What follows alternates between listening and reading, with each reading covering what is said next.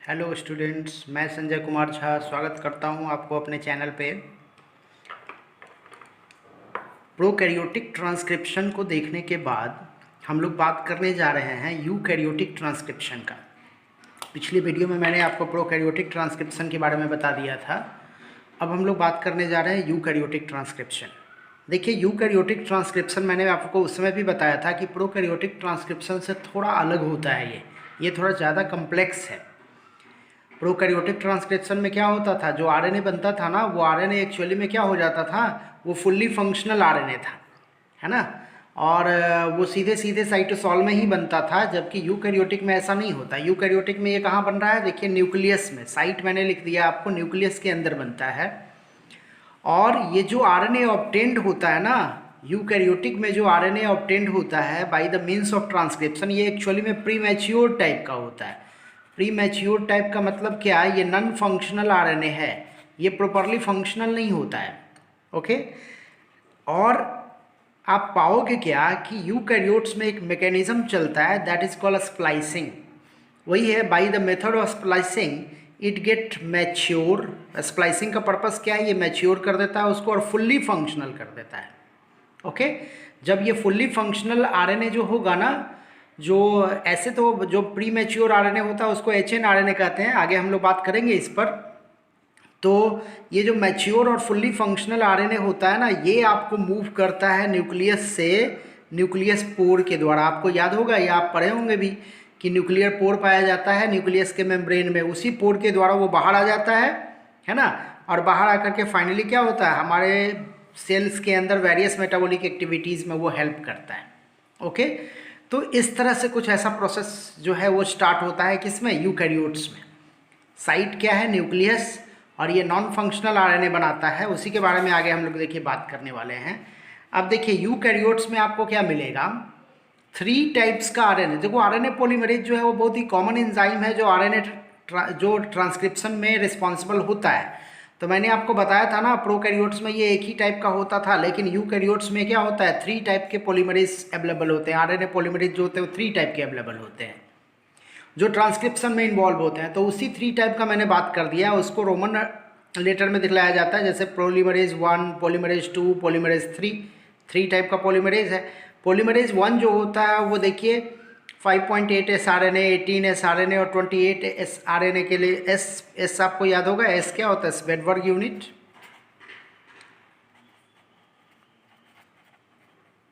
Svedberg unit जो RNA के centrifugation coefficient पर बेस्ड यूनिट को बोला जाता है, वही है ये एस।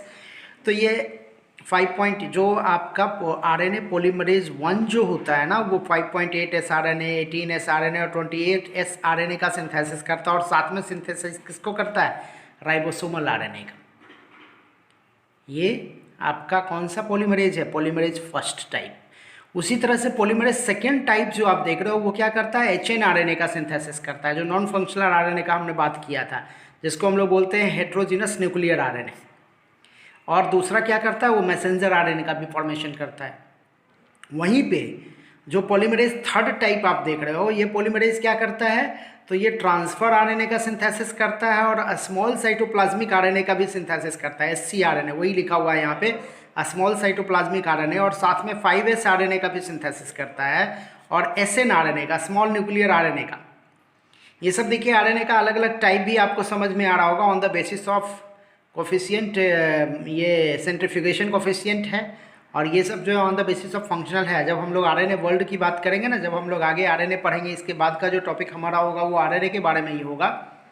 तो अगले वीडियो में मैं आपको बताऊंगा कि आरएनए वर्ल्ड जो है वो आरएनए का टाइप क्या होता है और उसका अलग अलग जो है पर्पस क्या होता है।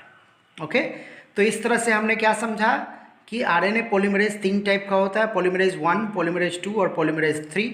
पॉलीमरेज 1 जो होता है वो 5.8s, 18s, 28s आरएनए और साथ में राइबोसोमल आरएनए के लिए, ये ज़्यादा इंपॉर्टेंट है, ध्यान दीजिएगा। ये पॉलीमरेज 2 जो होता है किसके लिए, मैसेंजर आरएनए के लिए, और पॉलीमरेज 3 जो होता है वो किसके लिए, एसएन आरएनए के लिए और टी आरएनए के लिए। ओके। तो चलिए आगे बढ़ते हैं हम लोग। अब देखते हैं इसका मैकेनिज्म कैसे कैसे करता है ये। देखिए, सबसे पहले मैंने आपको बताया है कि यूकैरियोटिक जीन सीक्वेंस जो होता है वो स्पेसिफिक नेचर का होता है।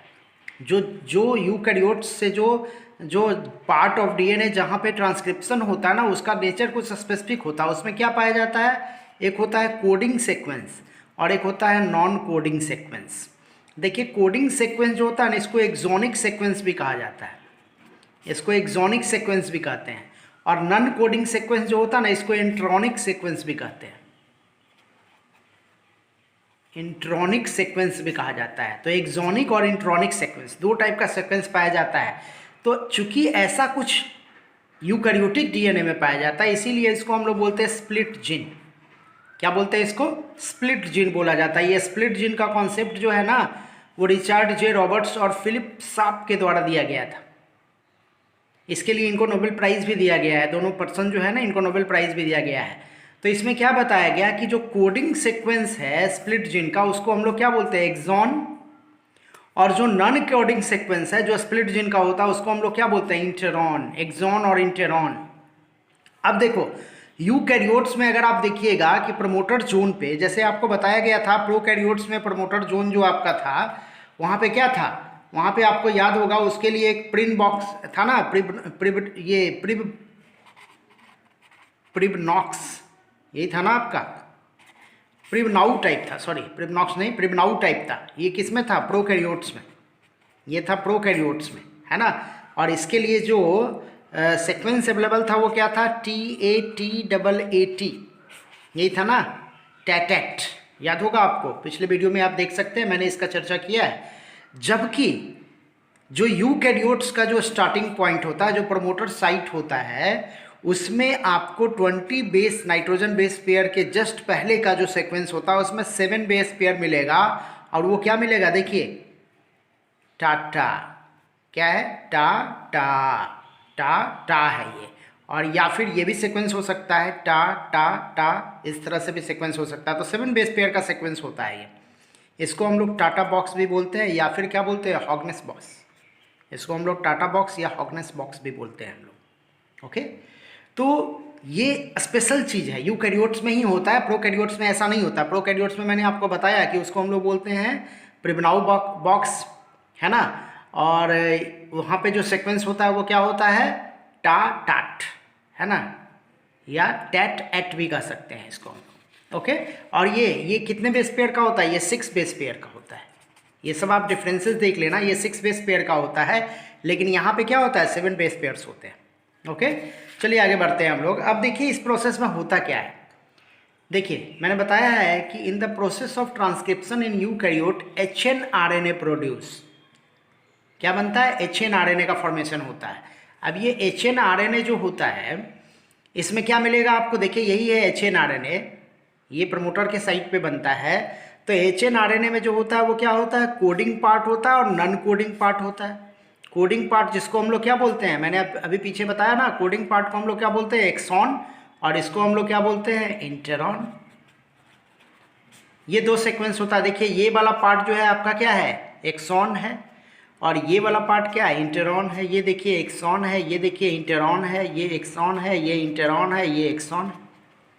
ओके, तो ये जो सीक्वेंस बनता है ना, ये अनस्टेबल होता है। शुरू में जो ये सीक्वेंस बनता है ना आपका, जैसे मान लीजिए ये आपका आरएनए बना 5 प्राइम टू 3 प्राइम, आपको याद होगा हमेशा आरएनए का फॉर्मेशन जो होता है 5 प्राइम टू 3 प्राइम ही होता है।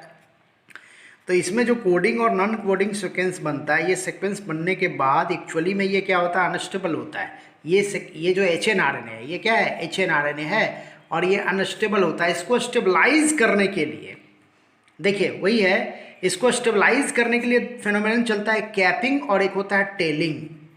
क्या होता है, एक होता है कैपिंग और एक होता है टेलिंग। कैपिंग किससे होता है, तो 7 मिथाइल ग्लूकोसामाइन, है ना, 7 मिथाइल ग्लूकोसामाइन ट्राइफॉस्फेट। आप देखिएगा 7MGPPP, इस तरह से ये कैपिंग 5 टर्मिनल पे ये कैपिंग करता है, 7 मिथाइल ग्लूकोसामाइन ट्राइफॉस्फेट।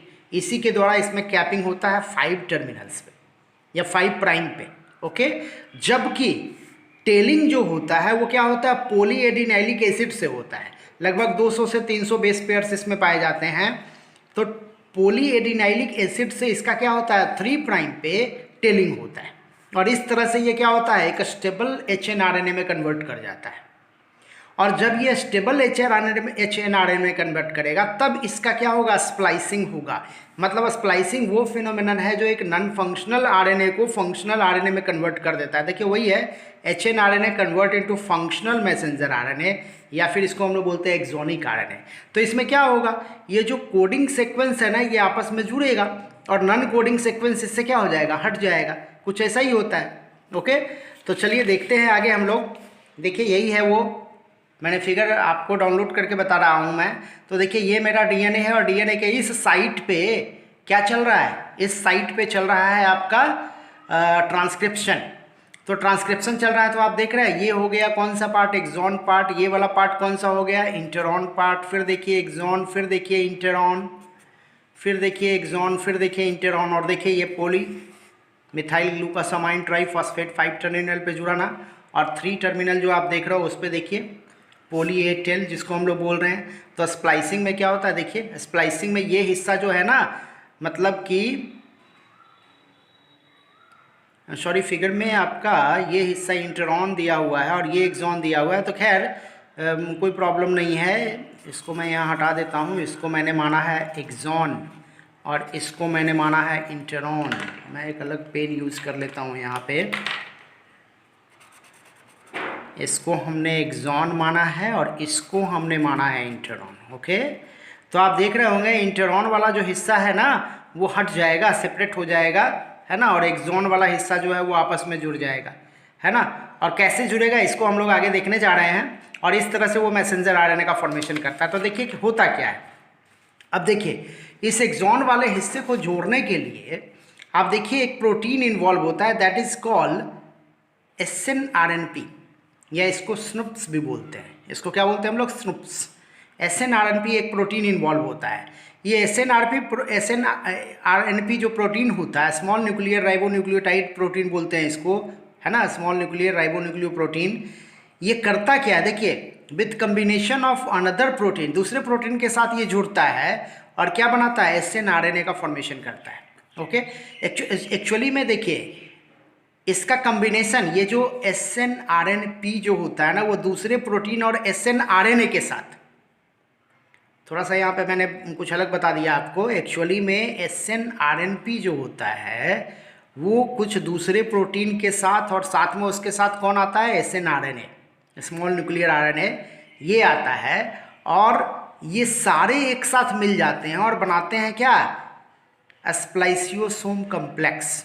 एक्चुअली में ये जो स्प्लाइसियोसोम जो आप देख रहे हो ना, ये वो पार्ट होता है, ये वो कम्प्लेक्स होता है जो रिस्पॉन्सिबल होता है स्प्लाइसिंग के लिए। ये जो मैंने आपको बताया ना स्प्लाइसिंग, इसके लिए रिस्पॉन्सिबल होता है, स्प्लाइसिंग के लिए। मतलब क्या, वो जो फंक्शनल पार्ट होता है, वो जो एक्सॉन पार्ट होता है ना, उसको आपस में जोड़ देता है और नॉन इंटरॉन पार्ट को हटा देता है वहाँ से, उसी के लिए रिस्पॉन्सिबल होता है ये। ओके, तो वही मैंने बताया है कि स्प्लाइसियोसोम कम्प्लेक्स किसका बना हुआ होता है, तो SNRNP का बना हुआ होता है, या स्नुप्स बोलते हैं उसको हम लोग, स्मॉल न्यूक्लियर राइबोन्यूक्लियो प्रोटीन का। साथ में ये बना हुआ होता है किसका, ये बना हुआ होता है कुछ और भी एडिशनल प्रोटीन के साथ SNRNA का बना हुआ होता है। ये तीनों मिला हुआ होता है इसके अंदर, उसी को हम लोग बोलते हैं स्प्लाइसियोसोम कम्प्लेक्स। अब ये स्प्लाइसियोसोम कम्प्लेक्स क्या करता है, ATP का यूज करता है और कोडिंग सीक्वेंस को कट कर देता है और नॉन कोडिंग सीक्वेंस को उससे अलग कर देता है। और देख रहे हैं वो स्टेबलाइज करके, स्टेबलाइज जो HNRNA होता है ना, उसके कोडिंग सीक्वेंस को जोड़ देता है और प्रोड्यूस कर देता है फंक्शनल mRNA। एक्चुअली में ये कैसा बनाता है, mRNA, फंक्शनल mRNA का फॉर्मेशन करता है। ओके, तो स्प्लाइसियोसोम कम्प्लेक्स आप समझ गए होंगे क्या पर्पस है इसका। अब देखिए, अब जो कोडिंग सीक्वेंस है वो क्या होगा, ट्रांसलेशन के लिए रिस्पॉन्सिबल होगा। तो कोडिंग सीक्वेंस क्या करेगा, कहाँ मूव करेगा, तो कोडिंग सीक्वेंस जो होगा वो आउट हो जाएगा न्यूक्लियस से, और न्यूक्लियस से आउट होकर के ये क्या चला जाएगा, साइटोसोल में चला जाएगा, और साइटोसोल में जाकर के डिफरेंट पार्ट्स में ये अपना जो फंक्शन है इसका वो फंक्शन